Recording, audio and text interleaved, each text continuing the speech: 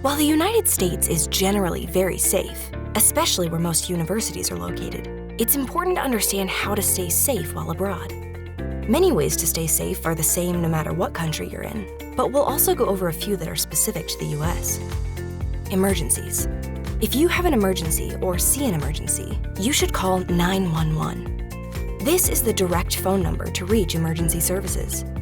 Emergency services will usually ask you for your location, what type of emergency is happening, and your contact information. Emergencies can include a medical emergency, a car accident, a fire, or any other situation where a life may be in danger. It's common to see emergency vehicles responding to other emergencies.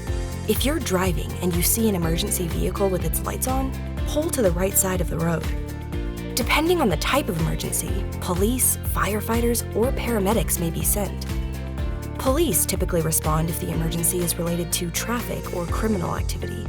Firefighters respond to a wide variety of emergencies, and paramedics respond to medical emergencies. Interacting with police. Police in the US are committed to keep the peace. Their job can be very dangerous, and you should be sensitive to that when interacting with them. If you're driving and a police car puts their lights on behind you, you need to pull over. You can either pull over to the side of the road or turn your hazard lights on and drive slowly to stop at a safe location. Here are a few important tips to remember if you get pulled over by a police officer while driving. Do not try to keep driving or outrun the officer. Do not get out of your vehicle after you have stopped. Wait for the officer to approach your window. This is very important for US residents and international visitors alike. If you try to get out of your car, the officer could misinterpret your intentions. Make sure your hands are visible as they approach the car, ideally on the steering wheel.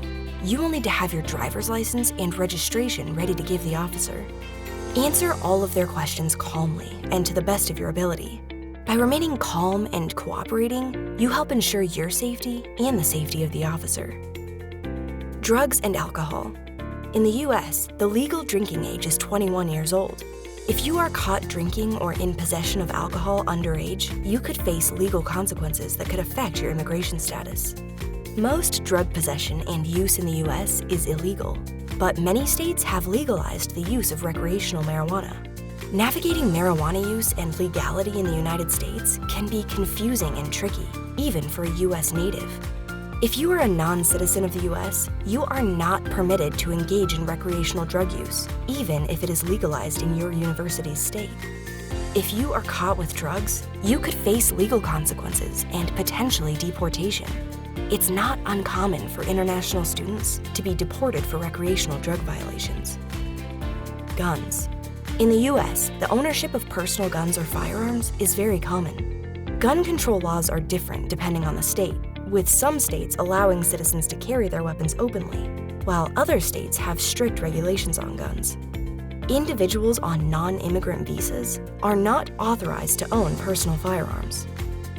General safety. While keeping these things in mind, it's important to practice the same safety measures that you would at home, including be aware of your surroundings, lock your car and home doors, keep an eye on your personal belongings in public places, have a buddy or call a ride service if you need to travel at night. If you see something, say something. And always ask questions. It's always smart to make sure you're responsible in everyday life to keep you and those around you safe. But if you have questions, know your resources and ask your international office.